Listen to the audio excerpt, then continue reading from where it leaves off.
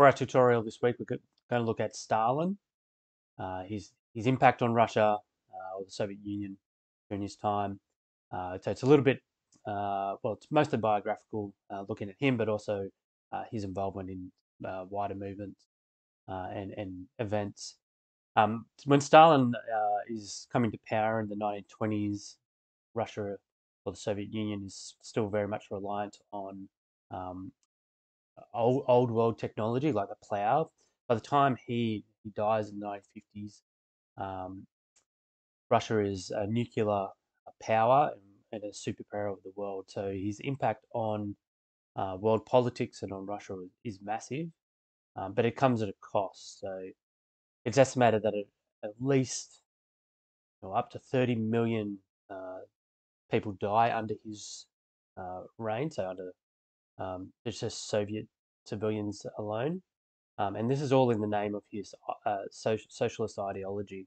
I'm not going to go into the details of Marxism or Bolshevik Marxism because it's covered in previous lectures. Um, but socialism is on the increase today, its popularity. So this is an article from 2019 from the ABC. Now, the youth today like the idea of socialism, but don't really understand it, haven't really examined it too much. And so, and socialism does sound great on a piece of paper, but what does it look like in real life? And here's an example under Stalin of what socialism looks like in a real world situation. So I think next week we'll look at the Nazis, the National Socialists. So they're right wing socialists, and this is the opposite. This is the left wing socialists. So what's that kind of society look like that they bring in? So this is what we're going to go through. Briefly go through his childhood, his work as a revolutionary.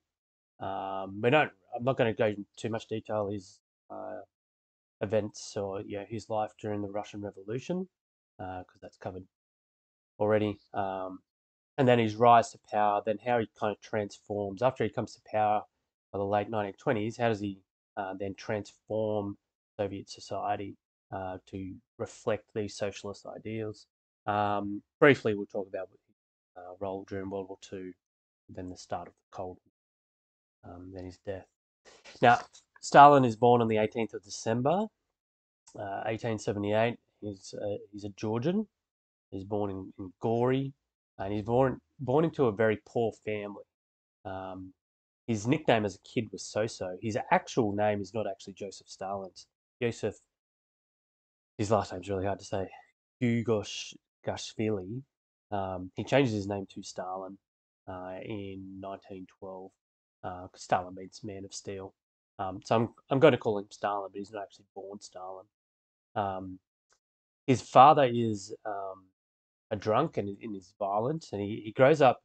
Georgia at this time is it's a very harsh environment to grow up for young kids, and so because it's a harsh environment, the Russian Orthodox faith is really important to people. They saw their sufferings as tests from God and how faithful they would be.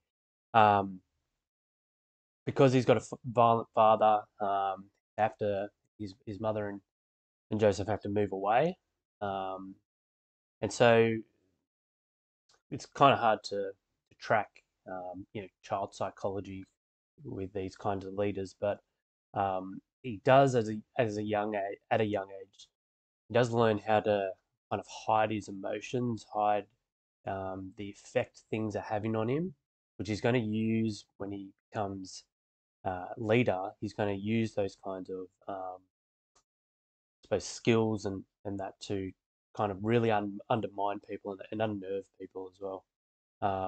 As a child, he gets hit by a horse at a carriage, which kind of um, affects the use of his left arm, which is going to be important when World War One hits because they were going to try draft people who were in the in exile because he was in exile by then, technically in prison. They're going to try recruit them into the armed forces, but he's not allowed to go in because of his arm. He does train as a priest as a kid, but while he's at the seminary, he discovers the writings first of Darwin, Charles Darwin, And Charles Darwin convinces him, or his writings convince him that he's going to be an atheist. And then he starts to read Karl Marx. And Karl Marx was all the rage in Europe at this time.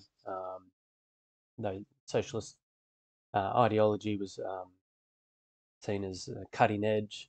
And what both Darwin and Marx give Joseph Stalin is they give him a new world view.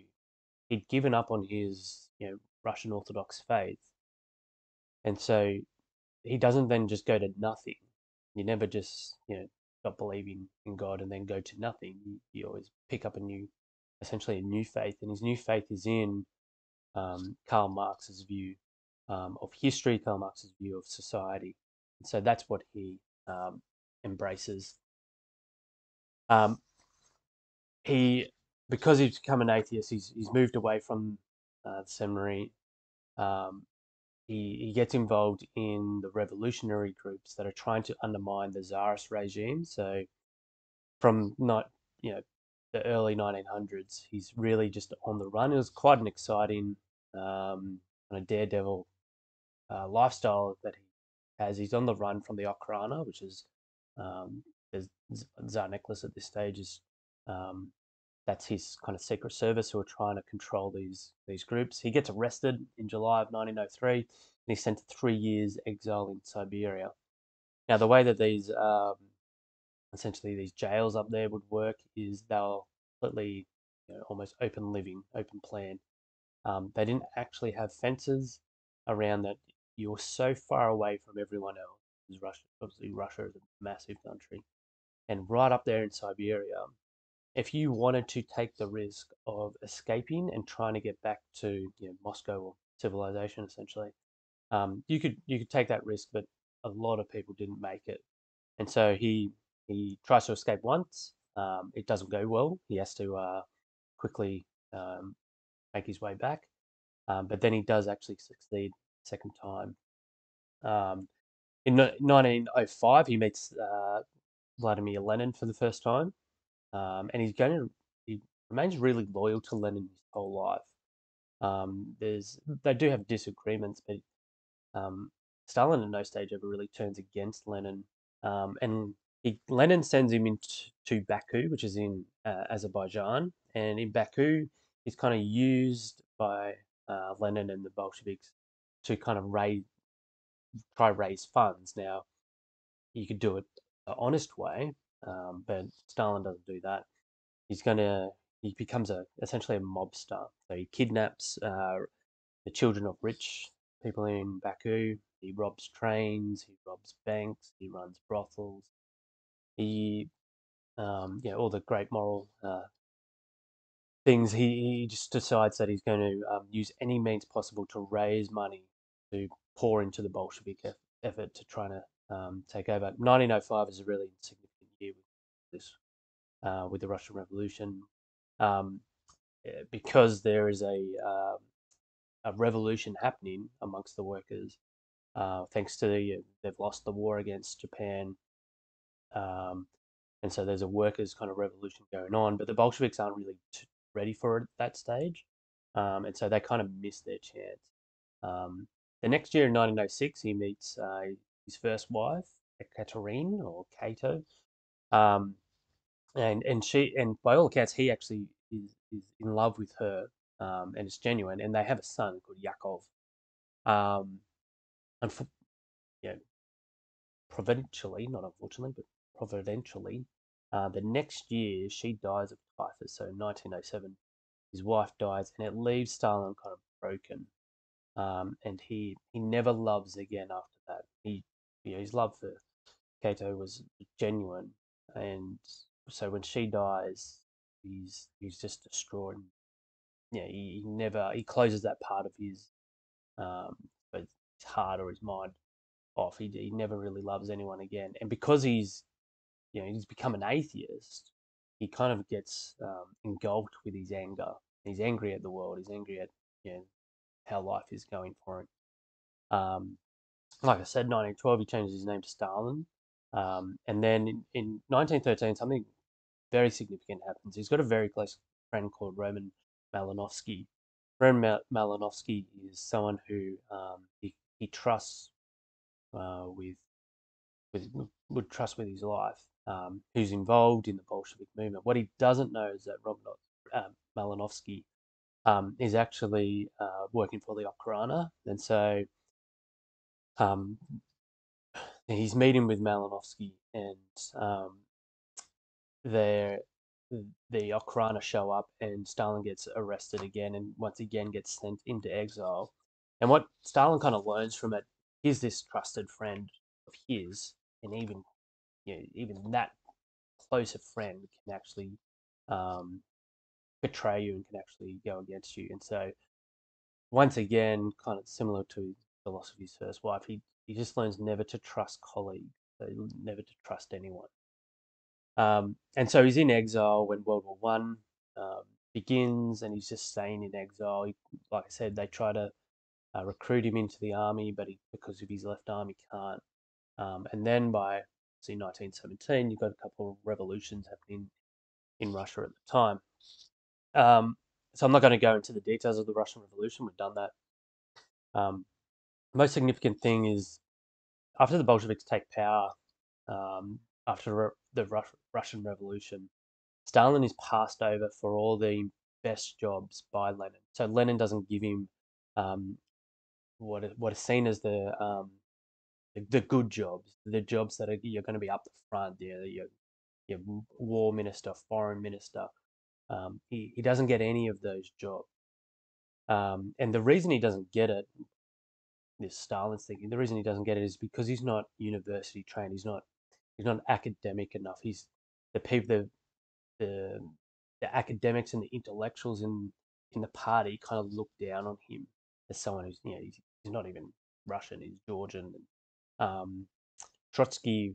There's a story of Trotsky just ignores like soon after the Russian Revolution happens. Trotsky is there at a meeting and Trotsky ignores him, and Stalin never forgets that. And so, which is going to become important in a sec when we see their rivalry. He never forgets that. He never forgot the people who looked down on him because he didn't have an education. Um, what Lenin does give him, though, he gives him the role of general secretary of the party. So it's a job that's behind the scenes. He's not getting the glory like Trotsky is. He's not seen as like this dynamic new leader.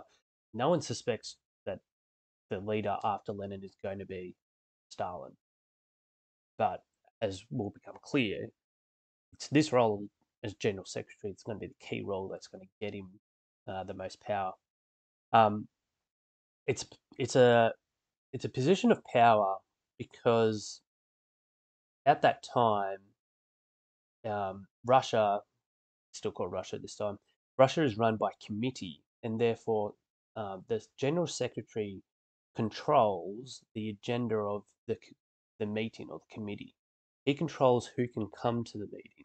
He controls what's discussed at the meeting, and so he also controls the appointments of the party, who gets what role. Um, to a certain extent.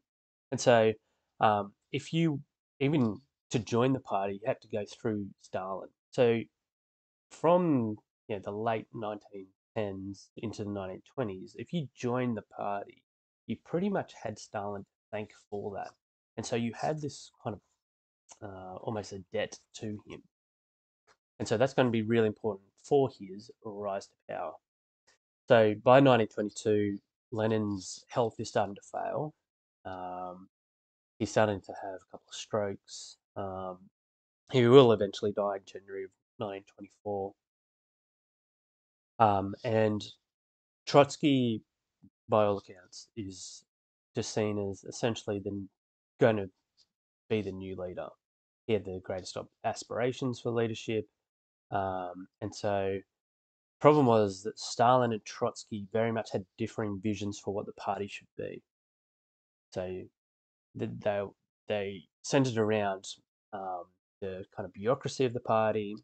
How much should the average rank and file member of the party, how much of a say should they have in decisions, and how much should it be made by the central leadership? And so Trotsky and Stalin kind of differ on that. They also differ on how much should we focus on spreading socialism into other countries, this global revolution that we're trying to do, or how much should we just concentrate on trying to make sure socialism works in one country, in our country first? And also, what should we do with the NEP? The NEP is the new economic policy that Lenin brings in, and it's technically has significant aspects of capitalism as part of it. And so, how much should that be maintained? How much should we actually just be getting rid of that? Problem with if you try to get rid of policies that Lenin has brought in, you're going to be accused of factionalism, of trying to undermine Lenin. Because from 1922 onwards, when Lenin starts to have his strikes and kind of pulls back from uh, leadership, because there's a power vacuum there, in order to be accepted as the next leader, you you got to actually present yourself as Lenin's true successor. And so this idea, like this kind of propaganda picture there, kind of emphasizes this idea that you've got to follow what you think Lenin would want you to do. And so to actually try to you know take out or go against a policy that Lenin's brought in, you could actually be accused of trying to undermine the whole party. Um, Stalin starts to form a triumvirate essentially with Kamenev and Zinoviev, in order to put pressure on Trotsky. Trotsky misses Lenin's funeral. Um, there's a, there's accusations that Stalin doesn't tell Trotsky when Lenin's funeral is, but also there is a story that they deliberately allow Trotsky to go on holidays, have a break to a uh, part of the Soviet Union where they don't really get it's hard to communicate, and so in that way Trotsky kind of misses the funeral, which is significant because Stalin actually gets up there and speaks, and the fact that Trotsky misses it really undermines any claim to power he might have. Stalin's rise to power comes in three stages. First, he tries to block Trotsky, tries to get stop support for Trotsky. Um, Tried to do a little visual down the bottom to help you. Um, so during the years 1923 to 25, Stalin's power as general secretary is really becoming obvious. As I said, Grigory Zinonov, Inev, and Nikolai Karen are trying to limit Stalin's power, but they actually become um, more actually worried about what Trotsky is doing, because Trotsky is a very charismatic leader, and the party is getting a bit nervous about that because is he going to essentially form a dictatorship under himself? And so what Stalin tries to do during this time period is present himself as a party man. I just want the best for the party, where Trotsky is trying to just essentially promote himself. And so they start with this collective leadership against Trotsky, and they present Trotsky as someone who is going against what Lenin wants.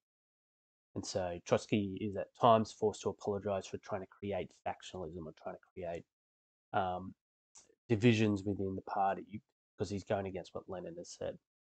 Trotsky gets interrogated by the Politburo, um, and he gets accused of trying to start another revolution with himself as leader. And so, because he's kind of getting accused of this factionalism, he's getting accused of essentially going against what the party wants. He, any supporters he has, most of them really deserting by the end of 1925. The second stage that Lenin needs to do is Lenin needs to destroy those people who are on the left side of the party. So even though they're socialists and they're communists, so they're left wing. Within the party, there's left and right wing.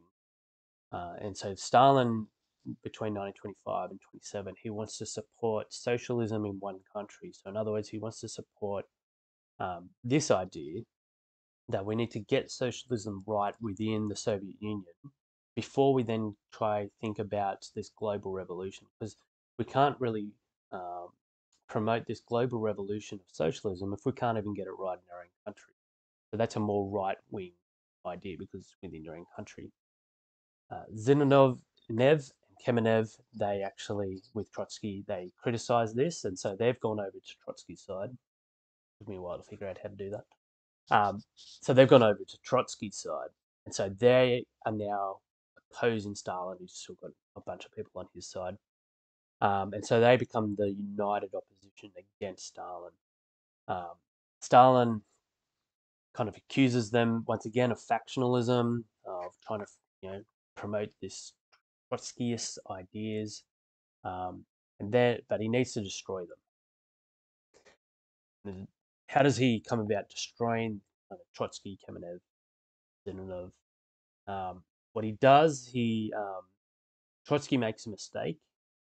1927, it's 10-year anniversary of their seizure of power, and Trotsky um, creates, has essentially a party or an anniversary kind of celebration for it, but he doesn't get the party's permission to do this. And so he's kind of seen as, well, if you're, making this celebration essentially about yourself, you're making this, the 10-year anniversary of our siege of power, and you're promoting yourself through this when we can't have you in the party. So he gets expelled and he gets exiled.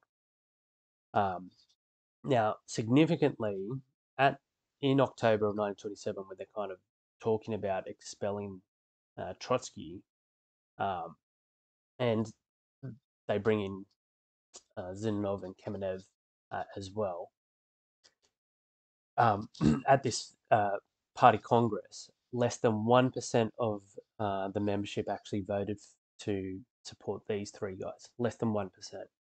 So by 1927, 99% of people who are in the party are on Stalin's side.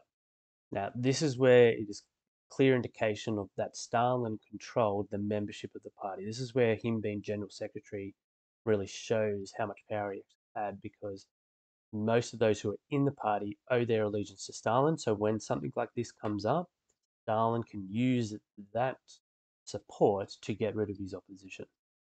And so that's what happened. Trotsky is gone. Zinoviev and Kamenev are expelled, but they apologize and they're allowed to return, but they are in lower positions and don't really have much influence then. Stalin offers to resign, um, but the party begs him to stay. This is a common um, tactic used by leaders. Emperor Augustus does the same thing, offers to resign. And what you're trying to do is you're trying to show everyone that you begged me to stay. So I'm not here for power. I'm happy just to resign, but you guys begged here to stay. The last thing that Stalin needs to do is that he's not quite leader yet. Whoop, don't go yet, Stalin. What he needs to do is he actually needs to flip, and he does. And the second reason why Stalin gets into power, main reason, is he's able to change his political stance on things um, without it kind of ruining his reputation. So he's got supporters on the right side with him, but now he's actually going to swap over to the left side of politics and destroy those on the right, because these guys here, Kirov and that, they're really powerful as well. They could also be potential leaders. How do you get rid of them, like Bukharin? Well, Stalin now flips it over to the left side. By 1928, the reason, the kind of historical context of this, 1928, Soviet Union is facing internal and external pressures, um, and so they need to socialize. They need to give this, they need to actually do socialism in this country. And so the Politburo particularly are looking for a more left-wing intervention in the economy to kind of speed up industrialization. We need to become a modern country. So Stalin goes on that side. As we'll look at in a sec, this is 1928 onwards, they really start to industrialize. The 5-year plan starts up then. And those on the right, like Bukharin and Rykov, they have issues with this, and so Stalin decides he's going to attack them. And so what Stalin is trying to do with this debate about um, the economy. Yes, he's a committed socialist and he wants to see socialism in his country. He's not just playing the game, but as a handy side point, he's trying to also remove independent thinkers. So he wants to make sure that it's not just 99% of the people who owe him loyalty, it's 100% of people who owe him loyalty. So any kind of people who may disagree with him, he wants to remove them. And so Stalin, by this stage, starts to abandons the NEP, and they do this rapid industrialization and forced collectivization, which we'll look at in a sec. And so his opposition on the right are removed by by the time he hit 1930. There is no official start date of Stalin's kind of leadership. He's just kind of seen as powerful. Particularly, I'd say by 1928 he's kind of running the country, but definitely by 1930 he is the leader. And so what you see through all this, if you ever want a really long biography, or um, comes in 3 books, that Stephen Kotkin. What stands out most about Stalin's ascendancy to power is that structurally he was handed the possibility of a personal dictatorship, and he began to realize that potential just by fulfilling the duties of general secretary. So that is where, and how he kind of rises to power by the late 1920s. He uses his position, this um, out of the way, not really important position within the party. He uses it to gather so much support that by the late 1920s, he's got rid of all his opposition. So now he's in power. Now he needs to transform society. Now, we're already 20 odd minutes, nearly half an hour in, so we'll have to go through this quickly. Firstly, his economic transformation. He does 2 things, like I just said. He tries to industrialize using the 5-year plans, and then he's also trying to collectivize the agricultural industry. The context behind it, though, is that by the late 1920s, 28, 29, this, the Soviets are kind of under threat. There's this perception that Britain and France are trying to prepare Poland, um, Czechoslovakia, Romania, and Finland to attack the USSR, and the Soviet Union particularly feels surrounded by capitalists, and so on their western border, they've got all these Poland, Czechoslovakia, all that sort of stuff, and they're all democracies, and they're all capitalist countries. On the east side, Chiang Kai-shek, Chiang Kai-shek, he starts to turn on the communists that are in China at the time, and so China's now becoming a threat to communism. And food supplies are going down in the Soviet Union during this time. So there's kind of internal pressures and external pressures, and Stalin decides that we really need to industrialize. Right, so um, he brings in these 5-year plans, and they're designed to increase uh, output, industrial output. So, like I said, by the late 1920s, they're still using plows, still very kind of old world. They're almost 100 years behind everyone else, and like Stalin himself said that. Um, and so they need to really do this rapidly. And so this is going to have a significant economic impact, but it's also going to have a significant social impact, because you want to change essentially the way that people uh, live their life.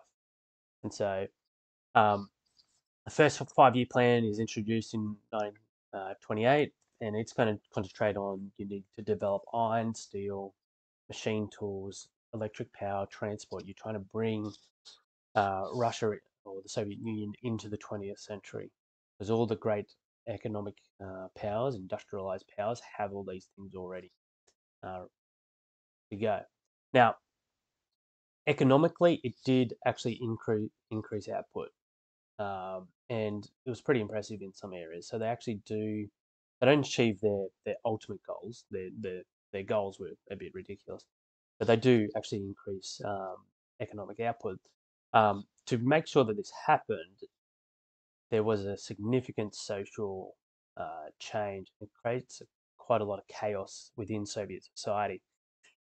If you didn't show up to work, you could get yourself either severely fined, or as time goes on, you get sent off to the gulags for unexplained absences, things like that.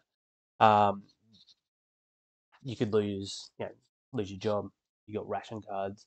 Um, this image here, out the front of the factory, is a sign to display this is how much output you need to be doing for the workers. If you fail to reach this amount, and there you could be publicly criticized, humiliated. Once again, you get sent off to the gulags. And so you walk into work, and you have to achieve this, and it's on a sign for you to see. And so it creates this great sense of anxiety in society due to that. Um, the other thing that Stalin does, he decides he's going to move away from equal pay, which is very ironic considering this is the great socialist innovation that we're bringing in, and yet if you work better than others, you get paid more. And so that was a very controversial decision as well. Um, the other massive economic change they bring in, which is devastating, was collectivization. Now, the problem from the very beginning is that the Bolsheviks were a city and a town party. So they were very popular in cities like Petrograd, but in the rural areas, amongst the peasants, the agricultural peasants, they're not very popular at all. And so, even though you know, for 10 years or so, the Bolsheviks have been in power, the majority of Russia or the Soviet Union is it is where the peasants live, and the Bolsheviks were never that popular amongst them, and so they always had this kind of strained relationships between the two. They by the late 1920s, they've had a couple of really poor harvests, and so the government, so Stalin and the government, decide that they're going to try centralize this in order to in order to bring in better um, or control it better. And they started grain or collections. So we're forcibly taking the grain off the peasants. The farmers would react to this by slaughtering their animals, destroying or hiding grain, neglecting fields. And so there was not quite a war, but there's definitely a lot of tension between the peasants and uh, the Bolsheviks and Stalin in particular.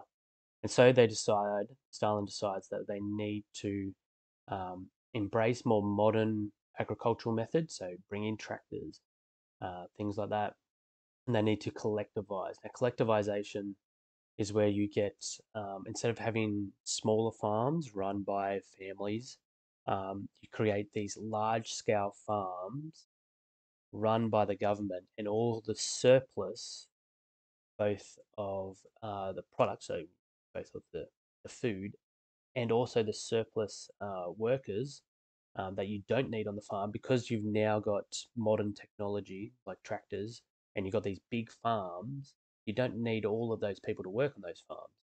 And so all the leftover, those people go and work in the factories. So this is where collectivization and industrialization kind of they work together. And so essentially you're telling people who have, potentially lived on these farms for generations of their families, we're going to take control of your farm, and half of you are going to go move to the city and you're going to work there. So it causes a massive amount of problems. The aims for collectivization was to accumulate capital, to fund the industrialization. The industrialization was the focus, because we needed to become this great modern socialist society. But collectivization uh, needed to help that. You wanted to construct socialism in the countryside. You wanted to eliminate classes in the countryside, and you wanted to modernize agriculture. The uh, the people that they target are these large scale farms that are run by kulaks, which kind of like the rich peasants, which sounds like an oxymoron, but there are peasants who are rich, and so the kulaks are are targeted as they're essentially just capitalists living in the Soviet Union, and so they kind of get targeted. And by targeted, I don't just mean they get harassed, they get killed off. You're trying to destroy a whole way of life by doing this. Um, Obviously, you can imagine initially, from 1928 onwards, the peasants don't like this idea. You're essentially telling them to completely change their life, all in the name of socialism and freedom and equality. Um, and so the Politburo and Stalin, they decide we need to be more aggressive with this. And so they start to send in their security forces, the Cheka, and they're going to start arresting people who are hoarding products. They're going to shut down and ban private trading, private selling of agricultural goods. Um, and so by March of 1930, 57% of all peasants were living on collective farms. So within a couple of years, this kind of rapid um, change has happened.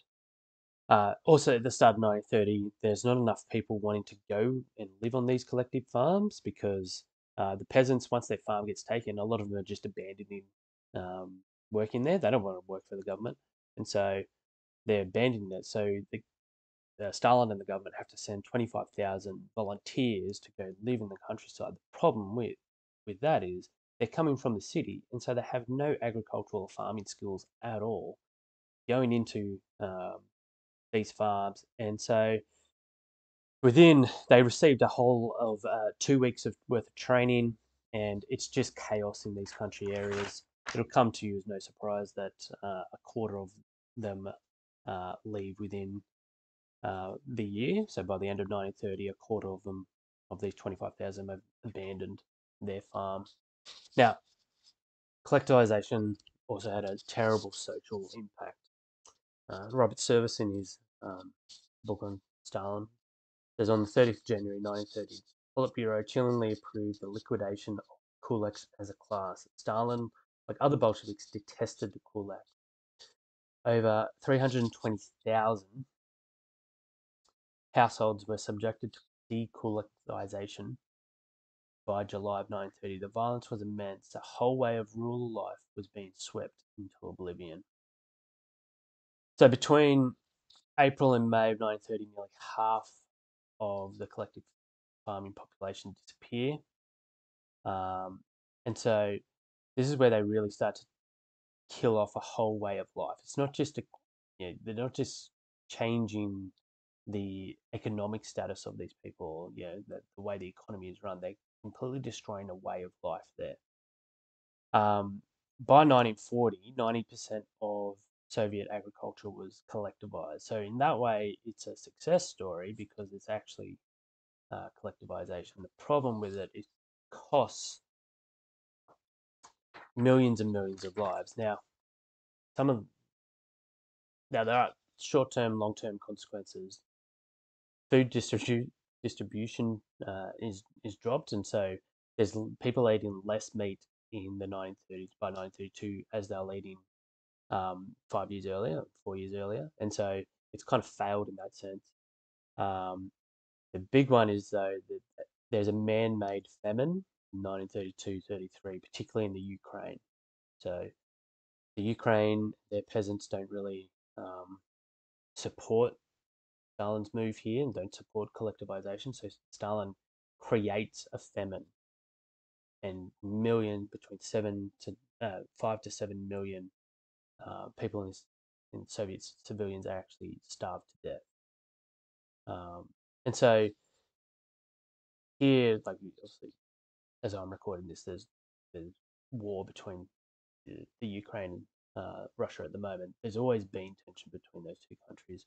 It goes well before this, but this is another one where Stalin kind of creates this famine in order to just get this collectivization in and get it running. So this is what socialism looks like in, this is how it's run.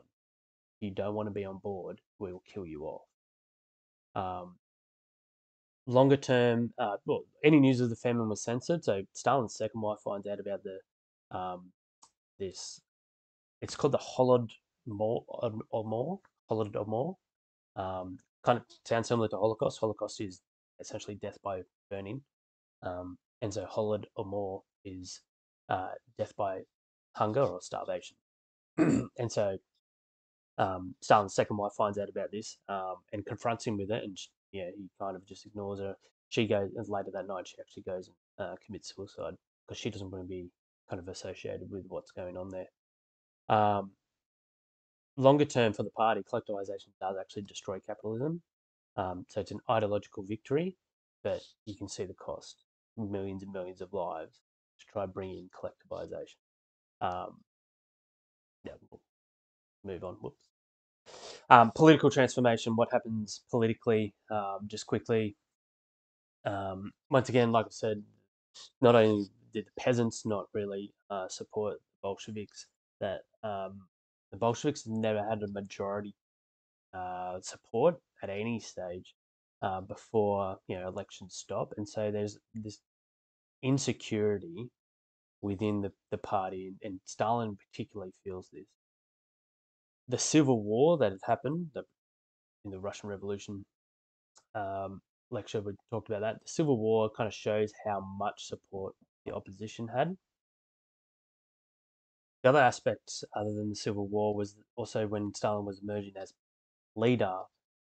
He witnessed firsthand how divided the party was and how he had to work hard to kind of manipulate his way into power. And so this left Stalin with a constant fear and a constant sense of insecurity about his position. So he's going to use all that kind of transform politics.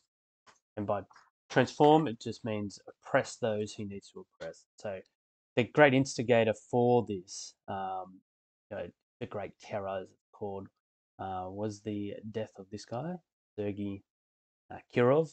Kirov was the party leader in Leningrad, and he was pretty much everything Lenin wasn't. He was very loyal to Stalin, but he was young, good looking, he was charismatic, and so even though Stalin he hadn't done anything to undermine Stalin, Stalin saw this guy as a potential rival, and so Kirov's death is uh, very mysterious. He's working in the offices. A guy goes in um, who eventually gets caught with a gun, um, gets arrested, and then he later, for no apparent reason, gets set free. Then a couple of months later, he actually goes back, and the security allows him to go straight through. He tracks down Kirov in the hallways and shoots him dead. And then, ironically, because he's obviously working for Stalin, um, the murderer, um, the assassin, essentially, he gets killed later. I think it's later that day. And Stalin kind of blows up, going, "Oh, how could you do this?" He double crosses him. Um, and so this this murder is used to create a sense of emergency, the sense of kind of chaos, that there is a plot against Stalin. So Stalin's going to use that narrative to kind of target anyone who's kind of been against him. The NKVD leader at the time, which is the precursor to the KGB, General Yagoda,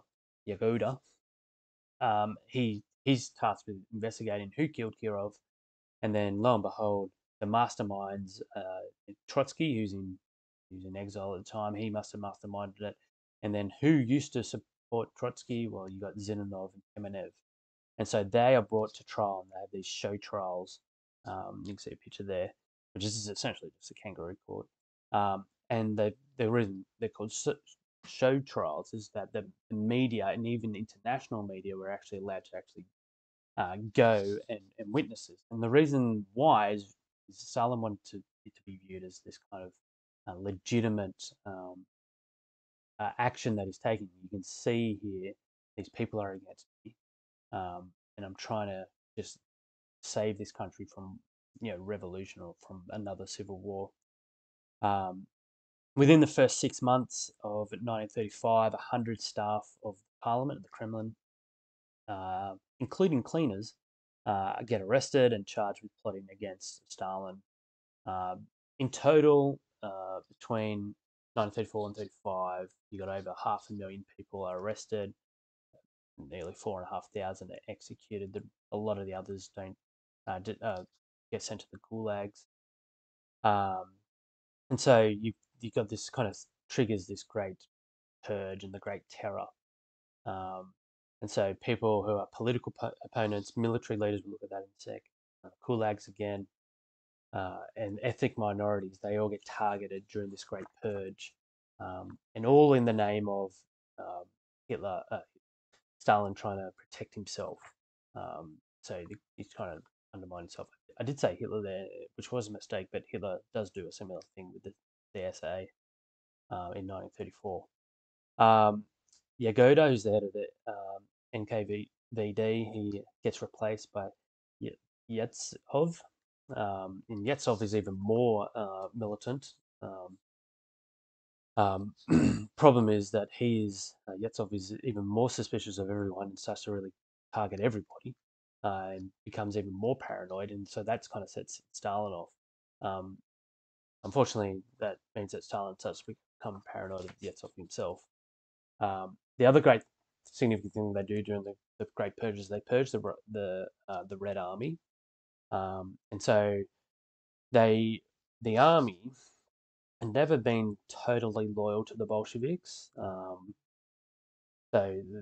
obviously during the Civil War, many people in the army had fought on the white side against the Reds, so against the Bolsheviks. But even during and after the Civil War, they had relied on a lot of old Tsarist military leaders to keep the army going, as because they're the specialists. You can't just bring people in, but they never really fully trusted these people because they're part of the old Tsarist regime.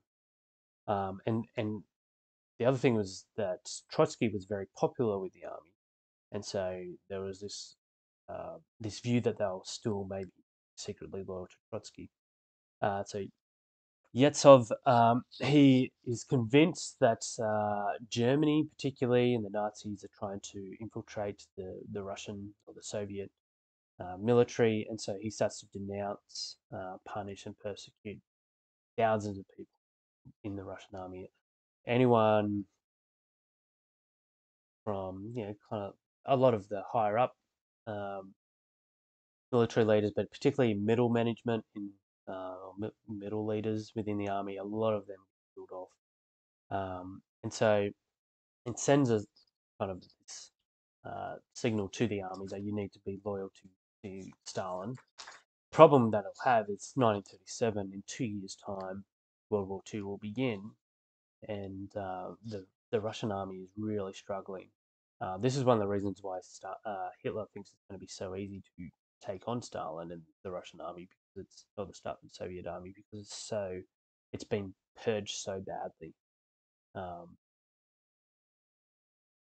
uh, just quickly, kind of the impact that this has. Ethnic minorities kind of get targeted, and over 1.5 million people are arrested. 1.3 are convicted, nearly 700,000 are executed. It's about 1,500 people killed every day during these mass operations. So these are once again, you've had the industrialization, collectivization. That's happening in the kind of early 1930s. This is the mid to late 1930s. You still got thousands of deaths a day targeted, all in the name of this socialism, socialist ideology. Because socialism relies on dictatorship, because someone has to decide what goes where, that relies on dictatorship, you're going to have these kind of purges during this time, anytime you're trying to bring it in. Now, quickly, Stalin and the church. Yeah, religion in 1917, when they take over, was thriving in society, but it was seen as a hindrance, obviously, to the Bolsheviks. Karl Marx says communism begins where atheism begins. So this idea, you cannot be a Christian Marxist or Christian communist, because they are absolutely opposed to each other.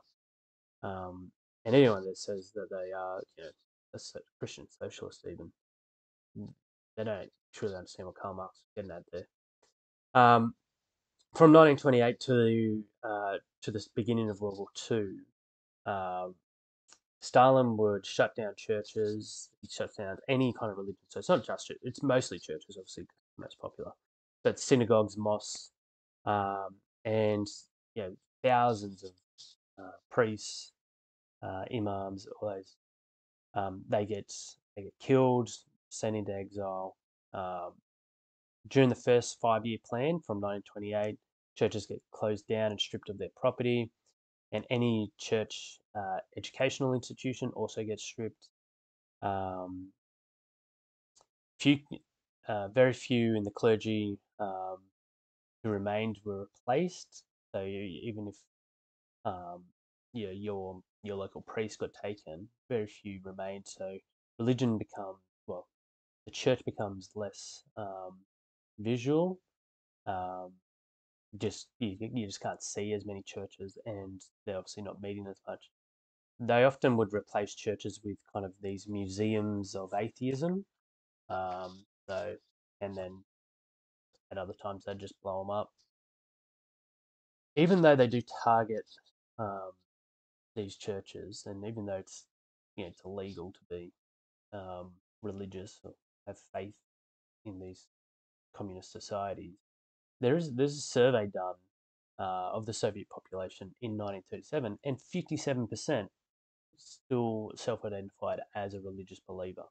So for all their hardline um, tactics against the church, a lot of people didn't lose their faith. They saw this time of Stalin coming in and socialist regime as a time of testing, because at this stage they don't know how long Stalin and them are going to last, and so it's kind of let's wait this out. Um, Ironically, when World War II begins, Stalin needs the church to help unify the nation against the Germans, and so he actually allows church leaders to get up and gather support for the war effort, and so they actually, ironically, socialism isn't unifying enough for the society, so they rely essentially on Christianity to do it, and try to get these leaders back. Okay. Three things to go. Firstly, Soviet foreign policy in the 1930s has a significant impact on what will happen leading into World War II. Um, by the 1930s, their foreign policy, Stalin's foreign policies, they want to avoid a war because he's trying to bring in socialism into his own country, and so he's focused on that.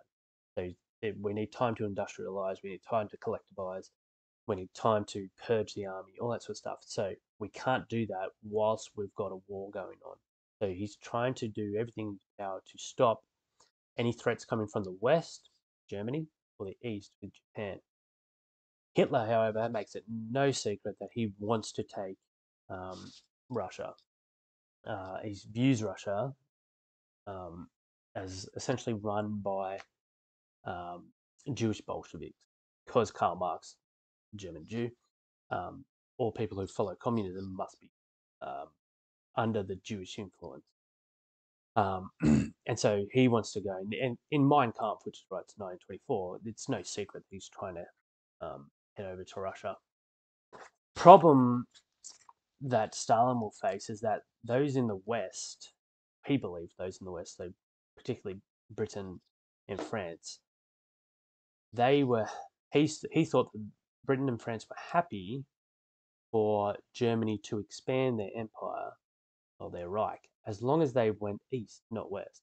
So as long as they headed towards Russia or the Soviet Union and not towards France. And so when you have, look at this more when we look at World War II, but when you have um, Hitler and the Germans, take back, they remilitarize the Rhinelands, they um, take back um, Austria, they annex Austria, take back Czechoslovakia, the Sudetenland, things like that. And then they're threatening to go into Poland. They're slowly heading east, and so they're slowly heading towards the Soviet Union. And at each time, Britain and France go, "Oh no, you don't do that, Hitler, don't do that," but never follow through on anything. And so Stalin is very angry, just going, "You guys are abandoning me because you're happy, essentially, for Germany to invade the Soviet Union, as long as he doesn't invade you." So what they do in 1939 in August of 1939 is they signed a non-aggression pact. So the Nazis, who absolutely hated the communists, hated them. The communists, who absolutely hated the National Socialists, they ideologically as opposed as you could get, they sign a non-aggression pact. They are not going to attack each other, and that seals the fate for Poland because they're going to divide Poland up after they take it. And so, essentially that's what starts World War II, which we won't go into too much detail. Um, Obviously, World War II is covered in another lecture, but very quickly, the Soviets, World War II begins. The Soviets do help. They arrive late on purpose to the battle in Poland. Poland gets divided up. They then go and fight in Finland, which is a tiny country, and they struggle to actually beat Finland. They do eventually beat it, and so this kind of shows the world that the Soviet army is pathetic. Can't even defeat little Finland. And then 1941, June 22nd, 1941, the Germans, Hitler and the Germans invade the Soviet Union. It's Operation Barbarossa. Um, Now, for 3 days, Stalin is paralyzed with fear because he'd been warned the weeks leading up to it that the Germans are gathering on our border. They're going to do something, and he was like, "No, no, no. We've signed a non-aggression pact. They're not going to do anything." And so he's paralyzed with fear. At the start of the war, Stalin wants to be in control of what's happening. So wants to be in control of where the army's going, all that sort of stuff. Eventually, he learned, I'm not good at that. I need to let my army officers actually run that. This is the opposite of what Hitler does. Hitler slowly tries to get more and more control, and then by the end, he's just running the whole army, and it's going terribly because he's not that good at it. But Stalin learns the opposite lesson that I'm not that good at this. I need to let the army actually um, run it themselves. He's quite ruthless during World War II. His own son, Yakov, to his first wife, Kato, he gets captured by the Germans in 1941. He gets sent to a concentration camp. Now, the Germans think they've got this big ace up their sleeve. Like, oh, we've got Stalin's son. He'll do anything to get him back. Stalin essentially says, I have no son. Do whatever you want. Yakov, in a German concentration camp, throws himself against an electric uh, fence just to kill himself. And so that's the kind of attitude that Stalin shows, not just to his son, but to the whole Soviet people and to the Germans. This is how dedicated I am to us. Um, but anyway, well, that's more covered in another lecture. I've got 2 minutes to finish this. Just quickly, after World War II, Stalin and the Soviet Union emerge as this kind of powerful leader because the Allies are so tired after two world wars. Um, he becomes the most powerful man in the world at the time. But by the early 1930s, he's having cardiac problems, and he starts to really struggle with this idea. He also becomes violently anti-Semitic by the end of his life because Israel, which becomes a nation again in 1948, it starts to it allies itself with America, which is obviously Soviet Union's great rival, and so it decides. Stalin decides it's going to actually purge in 1953. So just before he dies, he's going to purge um, the top doctors and all that sort of leadership positions in society of all Jewish people. Leon Trotsky also was Jewish, and so that's probably another reason for this. On March the 1st, 1953, he has a heart attack. Has a heart attack in his office, and no one was allowed to go in without his permission. And so he doesn't get found till the next day. And then by this stage, he's literally wet himself as well. But they're all scared. Like, do we touch the body? What's going on here? Like, is he actually dead? Is he tricking us? What's going on? A cleaner comes in and goes, "Yeah, that guy's dead." He's not actually dead, but he does. He does die on the 5th of March. Ironically, on the 2nd of March, when they find him, there's no doctors nearby because he just purged them all of anyone that's Jewish. Um, and so he dies on the 5th of March, 1953. Now, what he does um, in the Soviet Union is he replaces the unifying part of that society, which is Christianity. He replaces it with socialism. By the end of his life, he was essentially seen as the god of socialism. And even today, there are many in Russia who view Stalin as a hero. Um, what Hitler in Germany, he believes that the nation is most important. What Stalin brought in, which still impacts us today, this idea um, is that you can have an idea as the most important thing, an ideology is the most important thing, for socialism. And he creates this, I'd classify it as a modern evil of how the state can exercise power over its population. So the state can manipulate its population to achieve its goals, not to allow the population to do what it wants, but to achieve their goals. The state. Um, just quickly, because I know we've gone quickly over time. If you've got any questions, there's my email. This is a documentary, podcast series, sorry, called Real Dictators. They've got 3 on Stalin, and they're really good. So if you're not into reading, books, there's a lot of biographies on Stalin, which are massive. But if you've got 3 40-minute time periods where you can listen to these, if you just, I just got them on my podcast on app on my phone. That's a really good documentary, uh, podcast series. I mean, but yeah, thanks.